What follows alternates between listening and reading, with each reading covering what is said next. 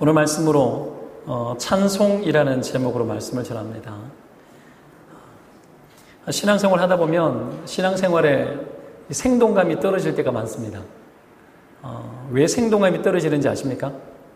신앙생활에 생동감이 떨어지는 이유.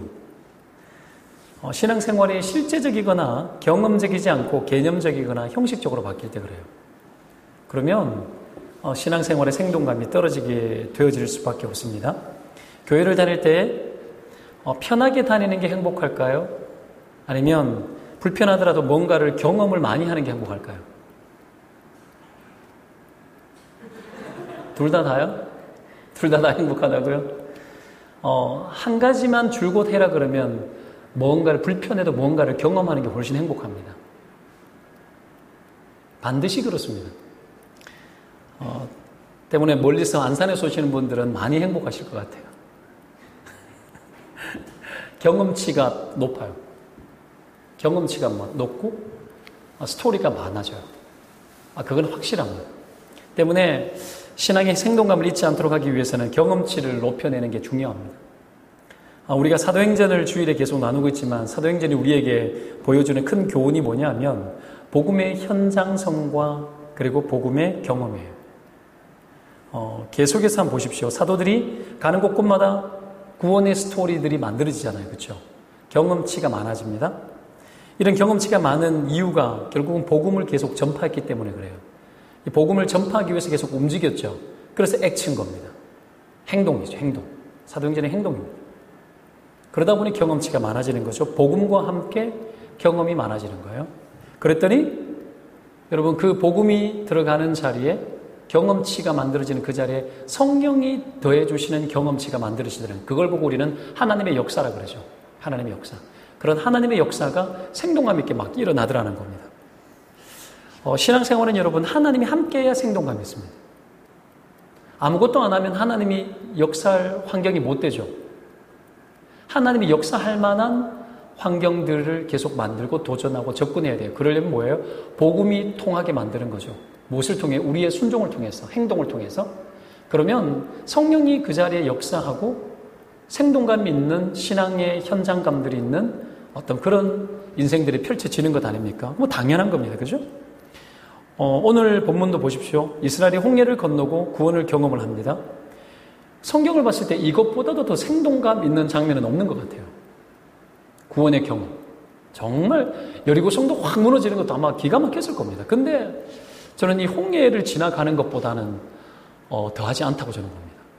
그래서 홍해를 건너가는 것을 신약 성경에는 세례라고 이야기합니다. 그만큼 구원은 죄사함 세례를 통해서 구원이 일어나잖아요.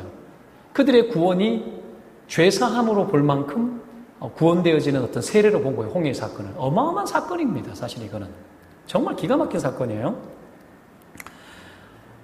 여하튼 이런 때문에 신앙의 생동감을 위해서 우리가 해야 될 일이 뭐겠는가? 그것은 우리가 하나님이 역사하는 현장을 놓치지 말고 붙들고 가는 거예요. 하나님이 역사하시는 현장을 놓치지 않고 붙들고 가는 것. 하나님의 역사를 붙들기 위해서 여러분 또 해야 될 게 있습니다. 하나님의 역사를 붙들기 위해서 오늘 본문 속에서 굳이 적용을 하자면 하나님의 역사의 현장, 하나님의 함께 하셨던 그 경험치들을 굳세게 붙드는 방법이 있는데 그게 뭐냐면 찬송하는 거예요. 하나님 우리 인생 가운데 베푸신 일들이 일어날 때 오늘 이스라엘 백성들이 찬송하기 시작하지 않습니까? 이 찬송이 하나님이 우리에게 주신 감격을 붙들어내는 거고 생동감 있는 삶을 여러분 하나님을 붙드는 것으로 유지하는 겁니다. 신앙생활 잘하는 사람은 그래서 어떻게 늘 즐겁죠. 항상 기뻐하죠. 항상 기뻐하는 사람들은 찬송이 많습니다. 실제로 많습니다. 만약에 내가 찬송이 메말랐다면 염려가 그만큼 많이 들어오는 겁니다. 생각이 많아지는 거예요. 주일날에도 지용훈 송교사님 와서 결국 했던 말이 뭐예요? 우리의 입으로 하나님의 말씀을 계속 말해서 언어가 진리가 선포되어져서 내 영혼이 거기에 반응되게 만들어라는 얘기죠. 결국 그거거든요. 찬송도 똑같은 거죠. 우리가 찬송하기 시작하고 하나님이 하신 위대한 일들을 고백하기 시작하면 생동감 있는 인생으로 유지되어지고 붙들림 받아진다는 겁니다. 그런 은혜가 있기를 주의 이름으로 축원드립니다. 자, 하나님이 역사하실 때 찬송하고 하나님을 높여야 돼요. 영광 돌려야 되는 거죠. 찬양하는 거. 영광 돌리고 노래로 찬송하는 거. 이 찬송이라는 말이 히브리어 원어의 뜻이 뭐냐면 여러분, 손을 내민다라는 뜻이에요. 손을 내민다는 뜻입니다. 뭔 얘기냐? 모든 경험이 하나님으로부터 말미암았다라는 거예요.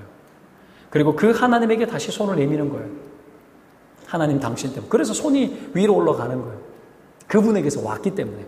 방향을 보여주는 거예요. 손을 높이 들고 찬양하는 이유가 뭐예요? 만유의 주 대신 예수 그리스도, 그리고 우리를 구원하신 그 주님이, 바로 그 주님, 그 하나님이 여러분 어디에 계신지, 어떤 하나님인지 보여주는 게 이 손을 높이 드는 거예요. 그래서 손을 내밀어 주님을 향하고 방향성을 명확하게 하면서 어떡합니까? 주님을 붙드는 거죠.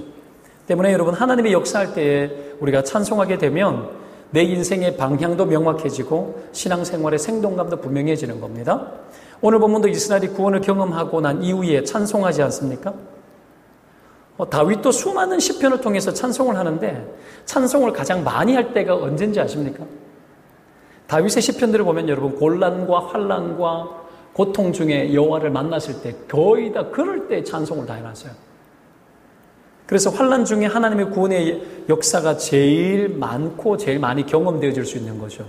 그러니 생각을 조금만 뒤집으면 내 인생의 근심과 고민과 어려움이 많이 겹쳐져 있다는 얘기는 찬송할 일들이 많이 생길 거란 얘기죠. 여호와의 구원을 경험할 경험치가 높아질 상황인 겁니다. 그렇게 보시기를 주의 이름으로 축원드립니다. 그렇게 봐야 돼요.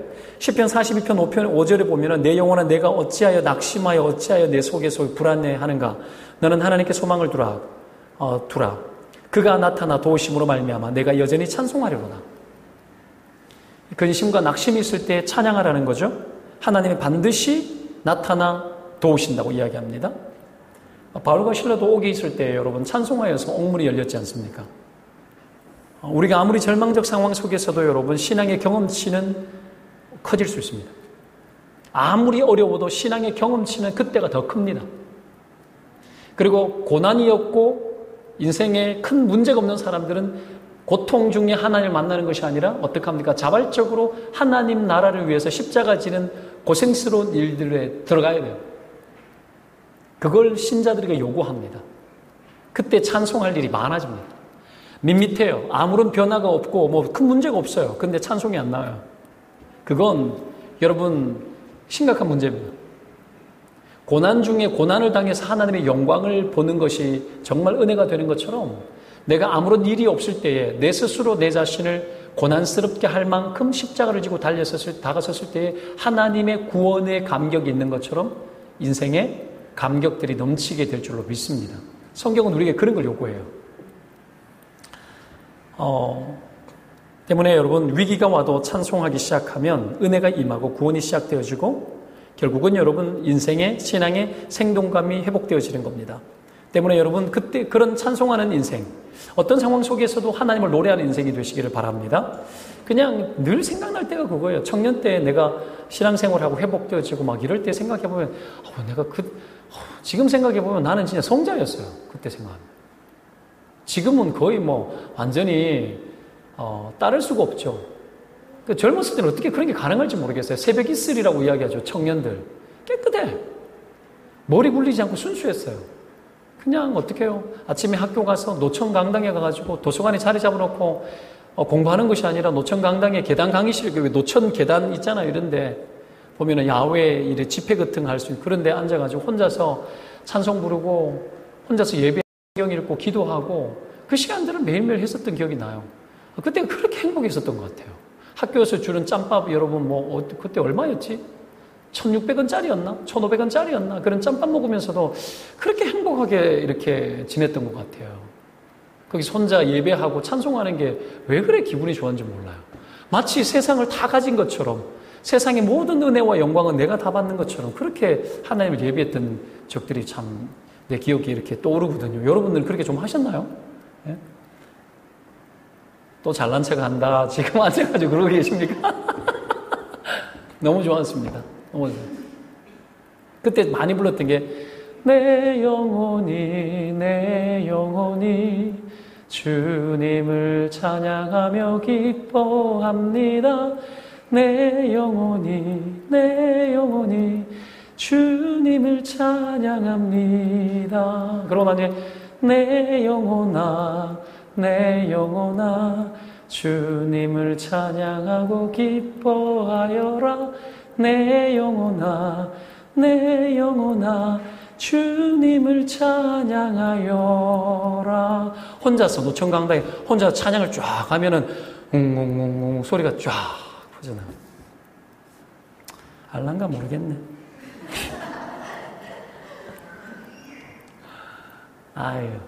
그렇게 순수하게 살았습니다. 그게 인생을 만들어가고 그것이 내 인생을 견고하게 하고 그것이 여러분 하나님 앞에 흔들림 없이 내 갈 길을 가게 했어요. 지금 생각해보면. 그 예배, 그 찬양 때문에. 그러니까 이 찬양이라는 게 굉장한 힘이 있습니다. 굉장한 힘이 있어요. 그 젊었을 때는 이게 청소년 집회 같은 거 이런 거 할 때 교회 이 목사님이 그 옛날에 찬미예수라는 그 팀이 있죠.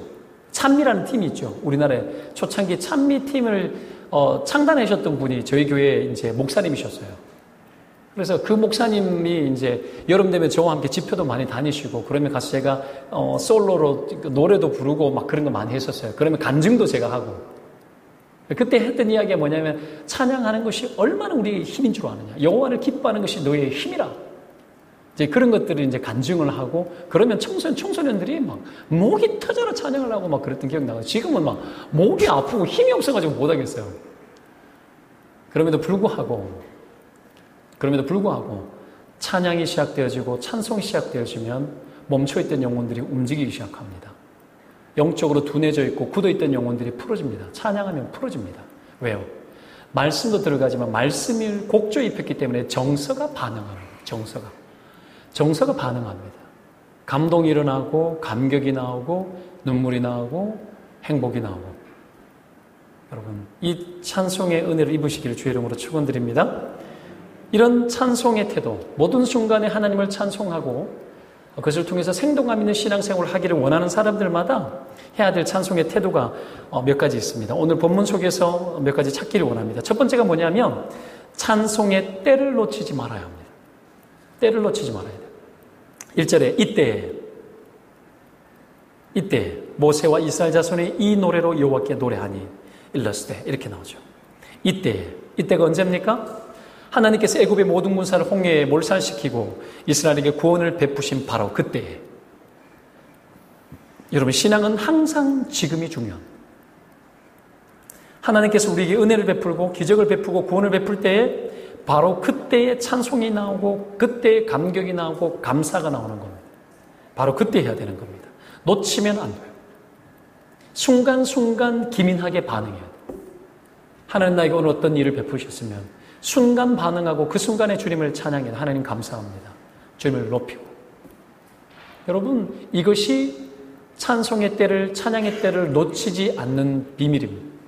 내게 다가오는 순간순간 그 순간에 여러분 절대로 그것이 지나가도록 만들지 말고 그 찰나에 하나님을 찬양하시기를 주의 이름으로 축원드립니다. 여러분 그래서 성경에 보면은 내가 이르시되 내가 은혜 베풀 때 너에게 듣고 구원의 날에 너를 도왔다 하셨으니 보라 지금은 은혜 받을 만한 때요 보라 지금은 구원의 날이로다. 여러분 항상 성경은 지금이거든요. 지금 구원이 있고 지금 은혜가 있으면 그때 하나님을 찬양하는 거예요. 이거 여러분 어디에서 잘하는 줄 아십니까? 이런 예배 때도 만약에 은혜가 되어지면 그러면 아멘 할렐루야 막 이런 것들이 우리나라는 점잖하게 이렇게 하지만 여러분 동남아나 아프리카나 이쪽에 가면 여러분 예배 드리는데 막 돌아다니고 목사가 막 설교하는데 설교를 막 하잖아요. 그렇죠? 하나님은 사랑이십니다. 그러면 돌아다니면서 할렐루야 아멘 막 이러고 예배하는데 되게 많아요. 바로 그때 반응하는 거죠. 그러니까 우리는 워낙에 이제 자리에 앉아서 아멘 이렇게 하는 거지만 신앙은 여러분 붙드는 거예요. 찰나를 놓치지 않는 거예요. 하나님 우리 인생 가운데 베푸는 은혜가 있으면 그때를 놓치지 않고 그때를 붙들고 하나님을 높여야 돼요. 그러면 여러분 하나님께 더 붙들립니다. 그때 경험한 그 은혜가 오래 갑니다. 계속 지속되어집니다. 기억 속에서 지워지지 않습니다. 안 지워져요. 절대로 지워지지 않습니다. 감동이 있고 감격이 있고 여러분 기가 막힌 은혜가 있는 겁니다.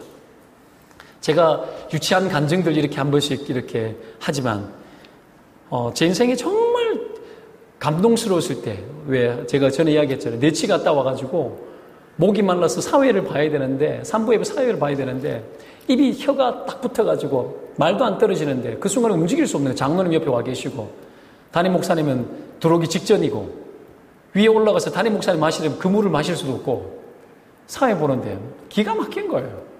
내가 순간 이렇게 기도했죠. 그냥 하나님 목말라요. 그냥 그 순간에 내가 하나님 목말라요 했는데 목말라요 하는 그 순간에 손에 뭔가 뚝 떨어지는 거예요. 눈 감고 그 한마디 내가 하나님 목말라요 했는데 그 순간에 물이 뚝 떨어진 거죠. 뭔 줄 알죠? 물이었어요. 물. 당연히 물이지. 500cc짜리 옹달샘물. 명칭이 옹달샘물이에요. 어느 교회 청년부 집회 가서 내가 그 이야기를 했더니만 그 다음날 옹달샘물을 이만큼 사가지고 갖다 놨더라고. 옹달샘물 잊지 못합니다. 안 잊혀져요. 역시 하나님, 내가 그 자리에서 하나님을 높였어요. 역시 하나님 내 생각에 그 스쳐지려는 그 뇌리 속에 스쳐가는 듯한 그 소리도 들으시고 하나님 그 찰나를 놓치지 않고 내게 물을 주시는 하나님을 찬양합니다. 내가 못 잊어먹죠. 못 잊어먹죠. 이거 기억해 놓으면 여러분, 내 죽을 때까지 이 설교, 이 이야기 몇 번 하겠습니까? 죽을 때까지 주구장창 많이 할 것 같아요. 아마 많이 할 것 같아요. 인생은 그런 겁니다. 찬송이 터지면 그건 간증이 되어집니다. 간증이 되어지고 놓치지 않는 인생의 기억으로 자리 잡습니다. 때문에 여러분, 찬송은 때를 놓치지 않아야 돼요. 여러분, 오늘 하루를 사시면서 하나님을 찬송해야 될 만한 어떤 하나님 주신 은혜와 어떤 감동이 있습니까? 그걸 놓치지 말아야 돼요. 그냥 그걸 높이고 그걸 찬송해야 되는 거죠. 그것이 여러분 우리에게 능력이 될 줄로 믿습니다. 그러니까 때를 놓치지 않는 두 번째, 여러분 찬송은 언제나 나의 것이 되게 해야 돼요. 나의 것이 되도록. 본문 1절에 내가 여호와를 찬송하리니,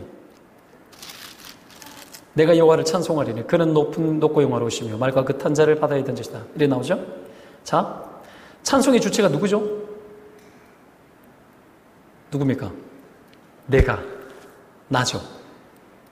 우리가 주를 찬송하리니 이렇게 말하지 않죠.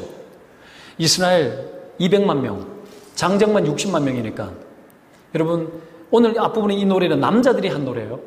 자, 장정만 60만 명이에요. 이들이 다 내가 부른다고 이야기합니다. 우리가라고 말하잖아요. 자, 왜 내가라고 부르는 거겠습니까? 이건 하나님의 역사는 묻어서 가는 종류의 것이 아니란 얘기예요. 뭉뚱그려가지고 묻어가야 될 게 아니라는 거야. 우리가 어떤 공동체적인 하나님의 기적을 봐도 우리 교회로 느끼기 전에 내가 경험한 것으로 남아야 돼요. 은혜는 그런 겁니다. 은혜는 하나님이 집단으로 주는 것 같지만 집단으로 주지 않고 인격대 하나하나에게 은혜를 각 개인에게 다 베푸시는 게 하나님의 은혜입니다.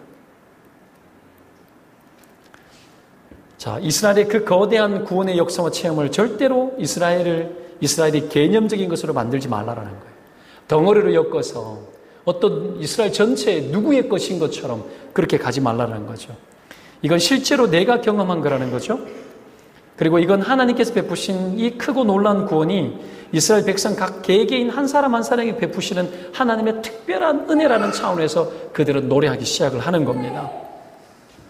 때문에 여러분, 하나님이 우리에게 베푸시는 은혜와 그 놀라운 경험들을 집단으로 다루거나 개념적으로 다루거나 묻어서 가거나 뭉뚱그려서 가는 일은 없어야 합니다. 다 우리의 은혜로 경험되어 주시기를 축원드립니다. 여러분, 찬송이 왜 사라지는지 아십니까?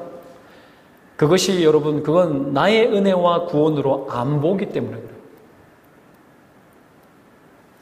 나의 구원과 은혜로 안 보기 때문에 여러분, 찬송이 사라집니다. 찬양이 사라져요. 봐요. 흑자 권사님이 어떤 은혜를 경험했어요. 그러면 권사님이 경험한 은혜지만 어떻게 해요? 권사님이 할렐루야 아멘하고 막 이럴 때 좋겠다 그러고 있으면 여러분 그거는 삼류죠. 어떻게 해요? 할렐루야 같이 할렐루야. 흑자 권사님을 은혜 베푸신 주님을 찬양합니다. 이제 그거지. 여러분 나의 신앙으로 얼마든지 가지고 와야 되죠. 신앙은 구경하는 게 아닙니다. 신앙은 참여하고 침노하고 들어가는 거예요. 남의 것도 나의 경험치로 만들어내는 경험치가 높은 생동감 있는 신앙을 위해서는 여러분, 모든 찬송할 만한 이유를 그의 것을 나의 것으로 취하고 그렇게 함께 가져야 되는 겁니다. 이게 여러분 공동체입니다. 그러니 한 사람의 구원도 전체의 감격으로 갈 수가 있는 거죠. 예수님 시대 때도 여러분 많은 사람이 어떤 사람이 병을 고치고 있을 때에 좋은 반응을 보였을 때 보면은 주님을 찬양하고 주님을 높이고 주님께 영광 돌렸다고 나옵니다. 사람들이 그걸 보고 그게 되어져야 됩니다. 개인의 찬송거리도 우리 모두의 찬송거리가 되어질 줄로 믿습니다. 그렇게 사시기를 축원드립니다. 그러면 여러분 구원의 감격, 은혜가 사라지지 않습니다. 신앙이 왜 무기력해지는가? 대중 속에 끼어서 예배하고 대중 속에 그냥 묻혀서 살아가고 주일날 예배에 그냥 묻혀서 그냥 왔다가 설교를 듣고 가는 것으로 대신하고 자기의 예배가 없고 자기의 경험이 없어. 자기의 기도가 없고 자기의 은혜가 없어. 신앙은 여러분 주관적입니다. 신앙은 극히 주관적입니다. 내 개인이 반드시 입어야 될 요소입니다. 때문에 여러분 떼거지로 그렇게 가면 안 되는 거죠. 나의 찬송, 나의 예배, 나의 은혜, 나의 구원. 이게 사라지면 여러분 신앙은 무기력해집니다. 예배를 와도 결국은 여러분 내가 은혜 받고 가야 되겠다라는 일념이 필요하고 간절함이 필요하고 누구를 여러분 봉사하기 위해서 예배를 와야겠다는 생각 이전에 어떻게 섬기겠다고 오기 이전에 내가 은혜 받기 위해서 와야 되겠다는 생각이 필요합니다. 하나님은 그런 자를 찾습니다. 주일날 말씀 나눴지만 마르다와 마리아 이야기했지만 결국은 보십시오. 여러분 마리아와 마르다 중에 예수님은 마리아가 되기를 원했지 않습니까? 같이 있다고 해서 그게 은혜가 되는 게 아니에요. 그 자리에 함께 있었지만 예수님이 그 자리에 함께 계셨지만 모두가 은혜를 누리냐? 그렇지 않아요. 여러분 은혜를 누릴 수 있는 사람이 마리아의 정신이었죠. 그 마리아가 되면 돼요. 마리아.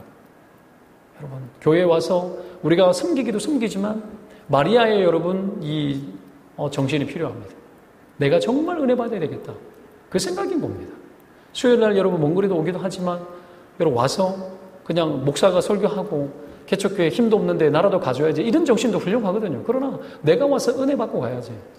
내가 와서 은혜 받고 가야죠. 그게 중요합니다. 그게 중요합니다.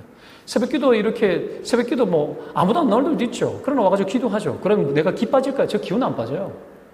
하나도 기운 안 빠져요. 그렇다고 뭐 여러분 막 이야기하면 막 부담되죠. 부담 하나도 갖지 마요. 하나도 안 가져도 돼요. 없으면 되게 편해요. 이상한 목사라고 생각하지 마요. 그냥 너무 자유로워요. 자기의 은혜, 자기가 누리고 싶은 은혜, 사람마다 타이밍이 다른 걸. 꼭 와서 은혜 받을 사람 은혜 받고 가면 되는 거지. 거기에 뭐 누구 봐가지고 뭐 와주고 뭐 이렇게 하고 그것도 훌륭하긴 훌륭한 겁니다만은 여러분 신앙생활은 하나님 우리에게 주신 자유의지 안에서 내가 기뻐, 내가 사모해서 나의 경험치, 내가 은혜 받기 위해 가지고 여러분 신앙생활을 적극적으로 하는 겁니다. 그래야 됩니다. 물론 내가 하기 싫을 때가 있는 것이 사실이고 기도하기 싫고 예배하기 싫은 것이 인간의 본성이죠. 그래서 쳐서 복종시키는 거죠. 억지로라도 예배 오는 것은 복된 거 맞습니다. 맞아요. 그러나 여러분 기왕 올 거 차라리 억지로 은혜 받으려고 오는 게 낫지 억지로 누구 맞춰주려고 오는 것보다 집단으로 왔다가 집단으로 사라지려합니까? 그거 아니죠. 하나님은 여러분 우리 한 사람을 한 사람이라고 봅니다. 2절에 보십시오. 여호와는 누구의 힘? 나의 힘. 그렇죠? 나의 힘이요 노래시며 나의 구원이시로다. 그는 누구의 하나님? 나의 하나님이시. 누가 그를 찬송해요? 내가 그를 찬송할 것이요. 내 아버지의 하나님이시니 내가 그를 높이시리로다. 찬송은 여러분 내 것으로 만들어야 돼요. 구원의 감격을 보면서도 내 것으로 만들어야 돼요. 이 찬양을 누구부터 시작했는지 모르겠지만 아마 모세에서부터 시작했을 가능성이 많지만 이것이 여러분 모든 사람들이 나의 노래로 받아들이고 찬송하고 부르기 시작합니다. 나의 노래로. 여러분 나의 노래가 필요합니다. 나의 노래. 찬송은 나의 것이 되어야 됩니다. 예배 드릴 때 예배 드리기 위해서 오늘도 찬송 불렀지만 나의 찬송으로 불러야 돼요. 같이 부르는 것이 아니에요. 같이 부르지만 함께 부르지만 나의 찬송으로 불러야지 같이 되어지는 거예요. 그때 힘이 나오는 겁니다. 무한 능력이 막 나옵니다. 힘이 나옵니다. 마지막으로 찬송은 최대한 구체적으로 하나님을 찬양하는 것은 최대한 구체적으로 그렇게 찬양하고 찬송해야 돼요. 구체적으로 구체적으로 뜯어봐야 돼요. 하나하나 뜯어봐야 돼요. 좋은 것은 구체적으로 뜯어봐야 됩니다. 봐요. 이 차자는 우리 정연주 권사님이 갖다 주신 거거든요. 맞죠? 정연주 권사님이 이걸 빚거나 색칠하거나 만들지는 않았어요. 근데 이걸 했는 사람은 직접 손으로 한 거죠. 그죠, 권사님? 직접 손으로 그림을 그린 거예요. 그래서 그 중에 이제 목사님 쓸 컵이라고 해가지고 이거 개척이 하면서 챙겨오신 거 아닙니까? 고맙죠? 뚜껑 보여드릴게요. 뚜껑도 막 이래요. 자, 그냥 봐도 감동이지만 자세히 뜯어보면 더 감동이에요. 은혜는 여러분 살펴야 되는 거예요. 살펴야죠. 살피면 은혜가 되어집니다. 얼마나 좋은 건지, 얼마나 감격스러운지. 여러분 이런 것들을 찾아내는 게 신앙이에요. 최대한 구체적으로. 그래야 찬송거리가 많이 나옵니다. 은혜를 많이 누리는 사람도 결국은 잘 느끼고 잘 보는 사람입니다. 잘 살펴서 해야죠. 이런 것들이 필요한 거예요. 여러분 어떤 느낌이 드는지 한번 뜯어보십시오. 각자에게 맡기지만. 여러분 이런 거 아닙니까? 왜 생각해봐요. 내게 어떤 물건이 하나 있는데 이게 왜 좋은지에 대해서 막 이렇게 느낄 수 있어야 돼요. 제가 가지고 있는 이 성경을 한번 보십시오. 이거 껍데기를 새로 한번 바꾼 거거든요. 여러분 어떻게 생각할지 몰라도 이 성경책 그냥 꽤 오랫동안 썼어요. 이 성경책이 좋은 이유 찾아보면 되잖아. 이 성경책은 박동성 목사의 어떻게 해요? 온갖 때가 다 묻어 있어요. 추억이 담겨있기 때문에 좋아요. 이것 때문에 수많은 사람들을 살렸어요. 그러면 이 성경책이 얼마나 좋겠습니까? 여기에 내가 성경 보면서 줄꺼놨던 그 흔적들, 지나간 내 인생의 추억이 여기 담겨 있는 거야. 그러니까 너무 좋은 거죠. 여러분 찾아보면 뜯어보면 많은 것처럼 그냥 일상 속에서 일어나는 시시콜콜해 보이는 그 일들 하나하나에도 우리가 살펴보기 시작하면 감동이 있고 은혜가 있는 거예요. 이렇듯이 찾는 거죠. 오늘 보십시오. 출애굽기 3장을 보십시오. 3장이 아니고 15장 3절을 보십시오. 이걸 여러분 이스라엘 백성들은 찾았습니다. 3절에 보면 여호와는 뭐라고 나옵니까? 용사죠. 용사이시면서 여호와는 그의 이름이시로다. 용사여서 바로의 병거와 그의 군대를 바다에 던졌다고 나옵니다. 최고의 지휘관을 홍해에 잠겼다고 나옵니다. 깊은 물에 던졌다고 나오죠. 자, 6절에는 여호와여 주의 오른손이 권능으로 영광을 나타내시니 여호와여 주의 오른손이 원수를 주의 오른손 그렇게 나오죠. 그리고 8절은 주의 콧김이 큰 물이 바다 가운데 엉키게 하고 콧김이 10절에는 그 콧김으로 바람을 일으켰다고 나오죠. 그들이 거센 물에 납같이 잠겼다고 나옵니다. 콧김. 11절에 신중에 주와 같은 자가 누구냐라고 이야기합니다. 하나님의 위엄에 대해서 찬송을 하는 겁니다. 쭉 이야기하면서 결국은 여러분 하나님이 어떤 일을 행하셨는지 최대한 구체적으로 노래하는 거예요. 최대한 구체적으로 뜯어보는 거죠. 하나하나 살펴보는 거예요. 어떻게 바람을 일으키는 것을 어떻게 이렇게 콧김이라고 표현하실까? 이 하나님의 위대하심을 그렇게 표현한 거 아니에요. 이것을 여러분 이렇게 표현하고 찬송을 하더라는 거죠. 그리고 이 현실 속에 그냥 구체적으로 찬송한 것뿐 아니라 한 가지 더 나아가서 뭘 하고 있느냐 하면 뒤쪽에 넘어가서 한번 보십시오. 14절에 보십시오.